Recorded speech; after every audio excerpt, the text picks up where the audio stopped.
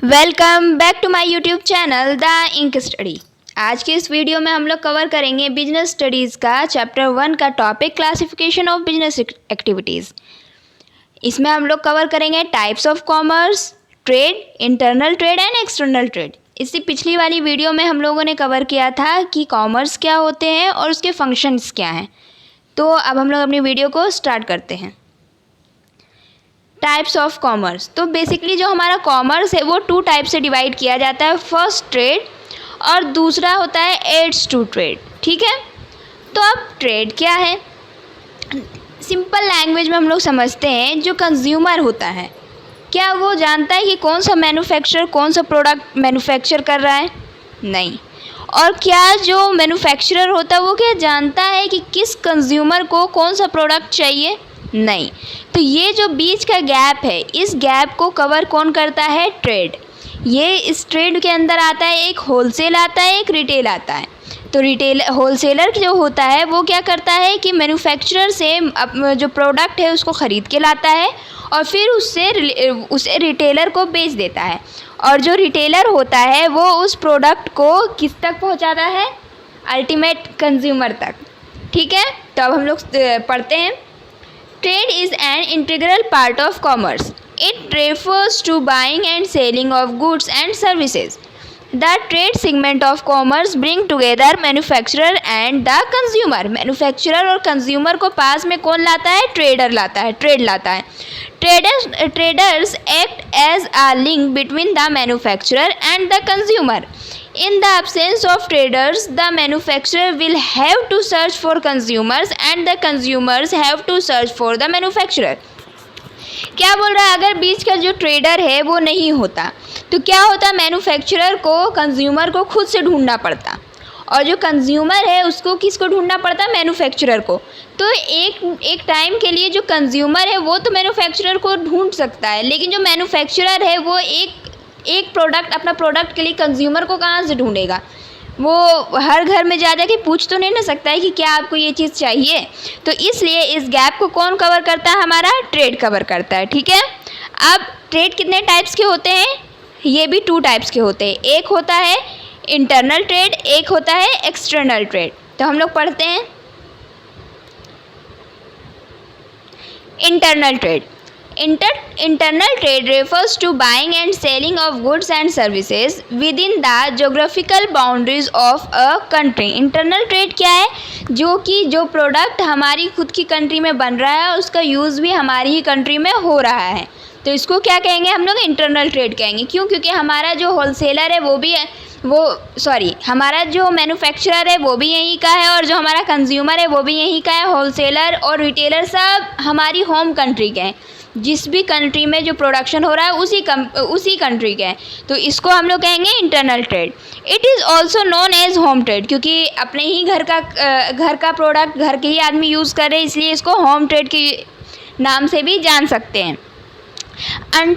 Under internal trade, goods and services are bought and sold in the home currency only. अब अपनी खुद की country में ही वो सामान ख़रीदा और बेचा जा रहा है, तो सिंपल सा है कि उसको अपनी ही करेंसी से उसे ख़रीदेगा और अपनी ही करेंसी के लिए उस सामान को बेचेगा। The internal trade can be 2 types. ये कितने टाइप्स के होते हैं? 2। पहला होलसेल ट्रेड, दूसरा रिटेल ट्रेड। तो हालांकि हम लोग तो जानते हैं कि होलसेलर कौन होता है, रिटेलर कौन होता है। चलिए पढ़ते हैं। Wholesale trade, it refers to buying and selling of goods and services in large quantity. Wholesaler जो होता है वो लार्ज क्वांटिटी में सामान को ख़रीद के लाता है, ठीक है, और बेचता है। The wholesale buy goods directly from the manufacturer and sell these goods to the retailer.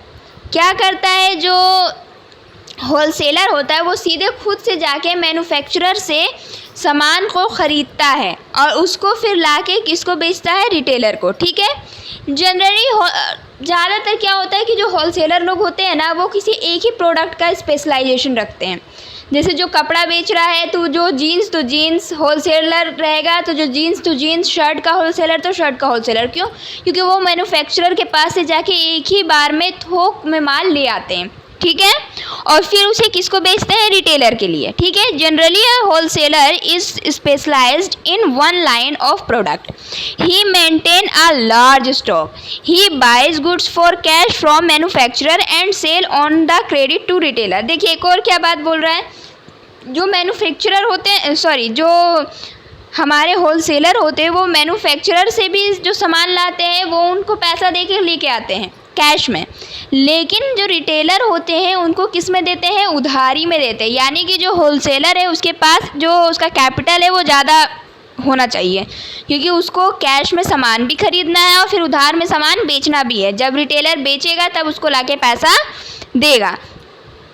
A large amount of capital is require in wholesale trade, इसलिए होलसेल ट्रेड में जो अमाउंट है वो ज़्यादा रिक्वायर होता है। सेकेंड है हमारा रिटेल। रिटेल ट्रेड क्या होता है, it refers to buying and selling of goods and services in small quantities. Retailer कोई भी सामान थोक मात्रा में नहीं लाता, वो लाता है किसी का 10 पीस, किसी का 5 पीस, और फिर उसको हमारे तक अल्टीमेट कंज्यूमर तक पहुंचाता है। हम लोग कोई भी सामान होलसेलर से जाके थोड़ी खरीद के लेके आते हैं, हम लोग तो जाते हैं रिटेलर के पास और ख़रीद के लेके आ जाते हैं।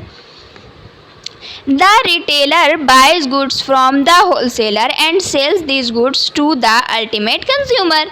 अब होलसेलर से ख़रीद के ला रहा है और अल्टीमेट कंज्यूमर तक पहुंचा दे रहा है।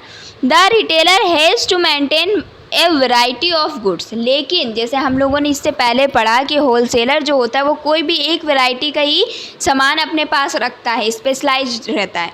लेकिन जो रिटेलर होता है उसको हर टाइप्स के रखने पड़ते हैं। जैसे कि अगर किसी कपड़े का दुकान है तो उसके पास जीन्स शर्ट से लेके हर एक टाइप का कपड़ा उसके पास होना चाहिए। लेकिन जो होलसेल है वो जीन्स का होलसेलर है तो वो जीन्स ही बेचेगा, और शर्ट का होलसेलर है तो हर शर्ट ही बेचेगा। लेकिन रिटेलर ऐसा नहीं कर सकता है, वो थोड़ा कम क्वांटिटी में लाता है सामान, लेकिन उसके सब कुछ रखना पड़ता है। ठीक है, तो आई होप आप लोग को समझ में आया होगा कि होलसेल और रिटेल में क्या डिफरेंस है।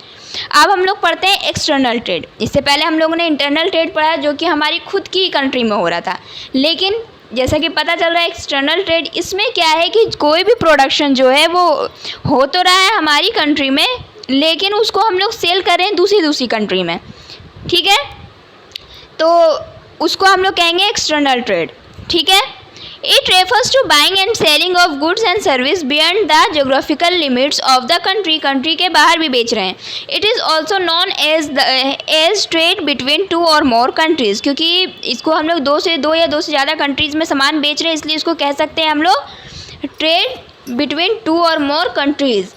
इन external trade the market is very wide. External trade में जाहिर सी बात है हमारे पास इतनी सारी कंट्रीज़ है तो मार्केट तो वाइड है। External trade involve competition of various rules and regulations such as licensing, custom clearance etc. अब हम जब एक्सटर्नल ट्रेड कर रहे हैं तो उसके लिए हमें बहुत सारे रूल्स को भी फॉलो करना पड़ेगा, क्योंकि हर कंट्री के अपने अलग अलग रूल होते हैं। तो हम लोगों को उन सारे रूल्स को फुलफिल करना पड़ेगा, तभी हमें एक्सटर्नल ट्रेड करने का लाइसेंस मिलेगा। ठीक है, अब देखते हैं हमारा जो एक्सटर्नल ट्रेड है वो भी कई टाइप के होते हैं। क्या कौन से होते हैं? एक होता है एक्सपोर्ट, सेकेंड होता है इंपोर्ट, और एक होता है इंट्रीपोर्ट ट्रेड। चलिए देखते हैं। सबसे पहले एक्सपोर्ट क्या है? It refers to sale of goods to a foreign country, यानी कि होम कंट्री में सामान बन रहा है उसको बेच कहाँ रहे हैं हम लोग? फॉरेन कंट्री में। The developing countries like India encourage export as it result in increasing foreign reserves.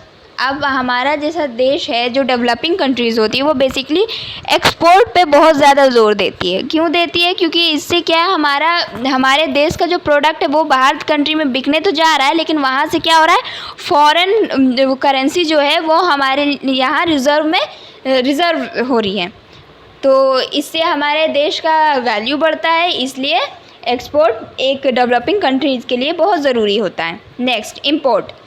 It refers to buying of goods from a foreign countries.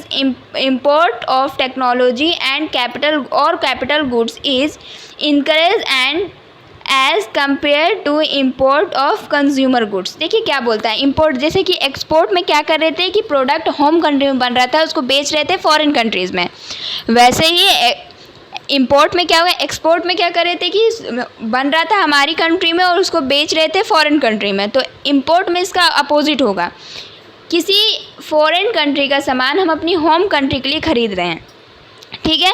लेकिन इसमें क्या है, इसमें कंज्यूमर गुड्स कम यूज़ होते हैं, कम इंपोर्ट होते हैं, और जो टेक्नोलॉजिकल या कैपिटल गुड्स होते हैं इन सब का इंपोर्ट ज़्यादा होता है, ठीक है। अगला आता है entrepot. It refers to import of goods from the purpose of export. देखिए हम लोग एक्सपोर्ट समझ गए, इंपोर्ट समझ गए, तो इन दोनों का मिक्सचर हम लोग कह सकते हैं इंटरपोर्ट।